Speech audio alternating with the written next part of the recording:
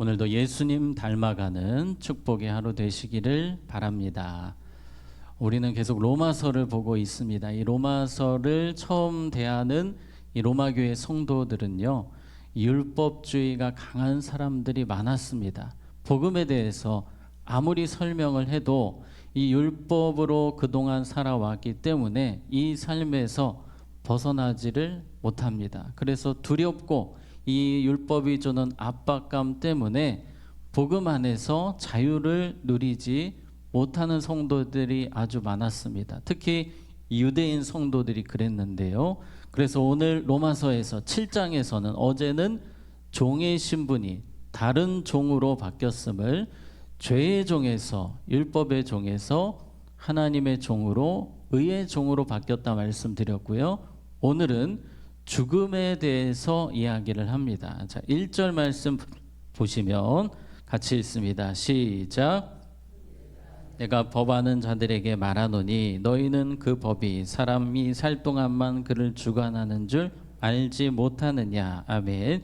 이 땅에서 우리는 법의 영향 가운데 살아갑니다. 그런데 이 법의 영향력이 끝나는 시점은 우리가 죽는 날이죠. 사람이 죽게 되면 그 어떤 대단한 법도 더 이상 영향을 미치지 못합니다. 아무리 중범죄자라 할지라도 재판을 받을 수가 없는 거죠. 죽으면 그렇게 되는 것입니다. 그런데 우리 주님께서 십자가에서 우리를 위해 죽어주셔서 우리를 같이 죽게 하셨다라고 합니다. 갈라디아서 우리 2장 19절 20절 같이 읽습니다. 시작. 내가 율법으로 말미암아 율법에 대하여 죽었나니 하나님에 대하여 살려 함이라. 내가 그리스도와 함께 십자가에 못 박혔나니 그런즉 이제는 내가 사는 것이 아니요 오직 내 안에 그리스도께서 사시는 것이라. 이제 내가 육체 가운데 사는 것은 나를 사랑하사 나를 위하여 자기 자신을 버리신 하나님의 아들을 믿는 믿음 안에서 사는 것이라. 아멘. 우리가 예수님을 믿는 순간 우리도 함께 십자가에서 죽게 된다라는 것입니다. 과거의 율법의 그 강력한 영향력에서 이제는 우리가 죽은 사람이 되었기 때문에 율법에서 자유한 사람이 되었다라고 말씀합니다. 짧게 줄이면 사망 선고가 내려진 겁니다. 우리에게 십자가에서 우리는 죽고 이 사망 선고가 내려지면서 더 이상 은혜의 통치가 아니라 따라해 봅시다. 은혜의 통치. 우리는 은혜의 통치 가운데 살기 때문에 사탄이 아무리 우리를 정죄한다 할지라도 담대할 수 있습니다. 우리는 어디 아래 있습니까?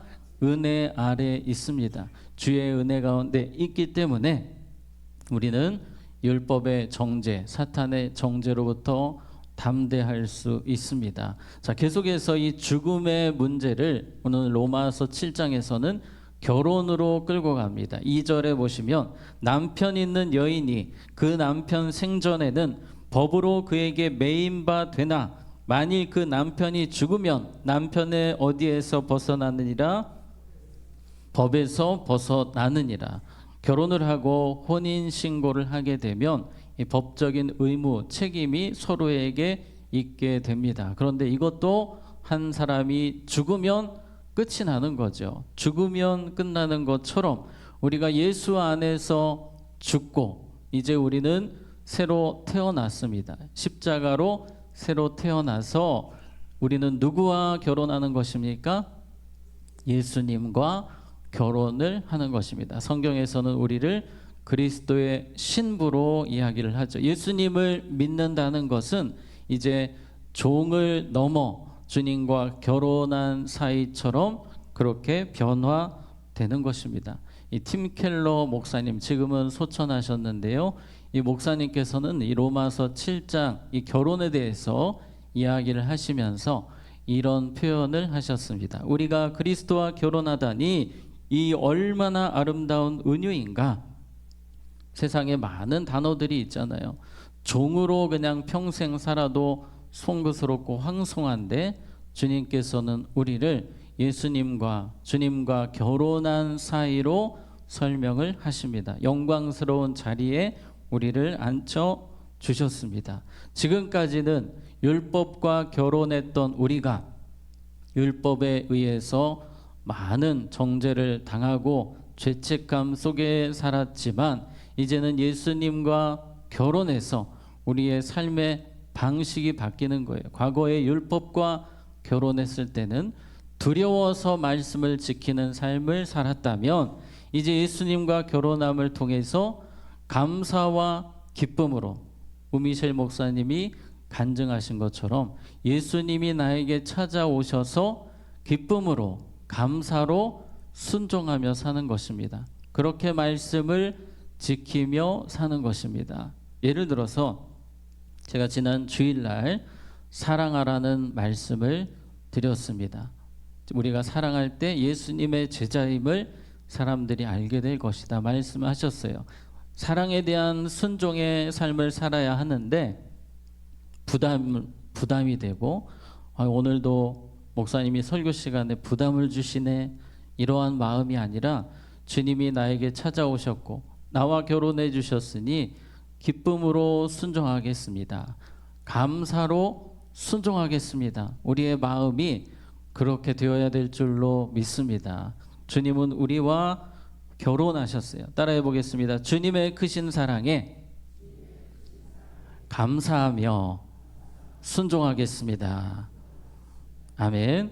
우리의 삶의 방향이 바뀌는 것입니다. 율법과 결혼했을 때는 두려움이었지만 이제는 기쁨과 감사로 말씀을 지키는 자가 되었음을 우리는 기억해야 될 것입니다. 4절 말씀 보시면 우리 노란색 부분에 우리가 하나님을 위하여 무엇을 열매를 맺게 하려 함이라. 주님이 우리에게 찾아오셨고 우리와 결혼해 주셨습니다. 그 이유 목적은 우리가 열매를 맺도록 어제는 우리가 디도서 말씀에 선한 일에 열심을 내는 삶을 살라고 우리를 부르셨다고 하셨고요. 또 오늘은 열매를 맺도록 우리를 부르셨습니다. 그래서 오늘 우리의 기도는 그 많은 여러 가지 기도 제목들이 있지만 열매 맺도록 기도해야 됩니다. 내 삶에 더 많은 열매가 드러날 수 있도록 사랑의 열매, 기쁨의 열매, 온유의 열매, 겸손의 열매,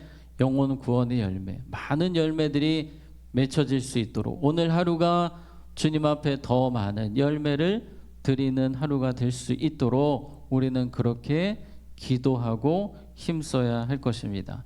자, 4절 말씀 다시 보시면 노란색에 누구를 위하여? 하나님을 위하여. 우리가 구원받고 용서받고 주님과 결혼한 사이가 되었기 때문에 이제는 나를 위하여보다 하나님을 위하여가 제일 먼저 생각이 나야 됩니다.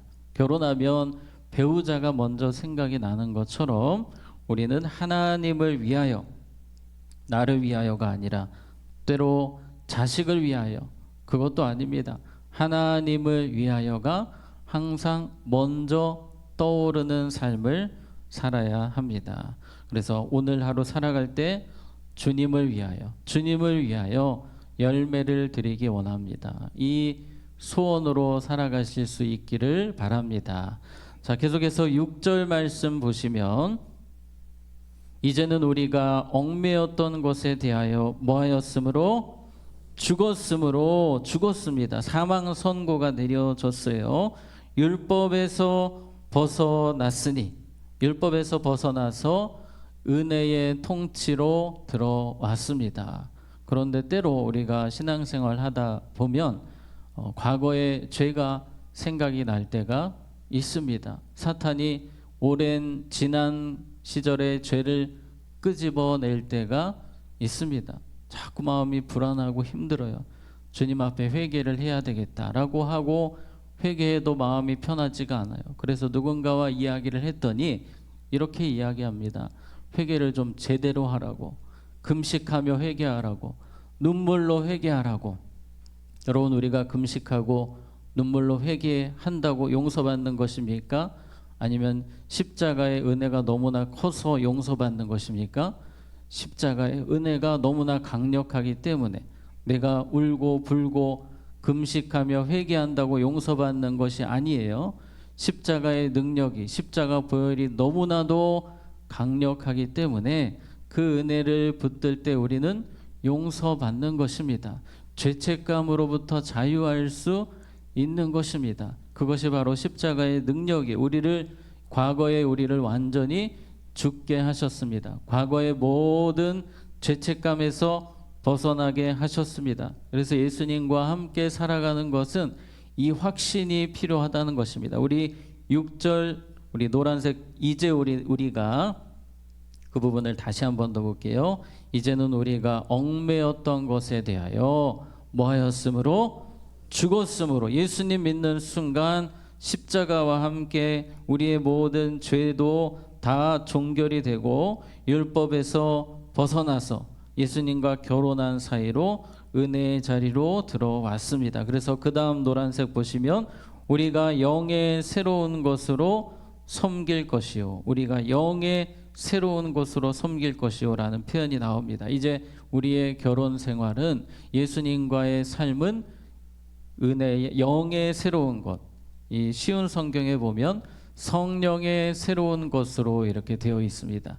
이제부터는 내 의지와 노력으로 말씀을 지키며 살아가는 것이 아니라 성령의 도우심으로 살아가는 것입니다. 성령의 도우심으로 순종하며 살아가는 것입니다. 그래서 우리의 삶이 오늘 주신 말씀처럼 특별히 오늘 사망 선고라는 사실을 기억하시고 나는 과거에 죄악된 모습, 율법에서 죄책감으로 살던 삶에서 사망 선고가 내려져서 이제는 은혜의 통치 아래 있고 예수님과 결혼한 사람이 되었다라는 사실 기억하시고 이제 우리가 어떻게 살아야 됩니까? 기쁨과 감사로 순종하며 살아야 합니다. 성령의 도우심으로 살아야 합니다. 특별히 열매, 우리의 관심이 열매가 되어야 합니다. 주님 앞에 더 많은 열매를 기쁨으로 감사로 드리기 원합니다. 그렇게 주님 앞에서 결단하며 오늘 하루 주님 앞에 많은 열매 드리는 우리의 삶이 되기를 주님의 이름으로 축복합니다. 시간 함께 기도하겠습니다.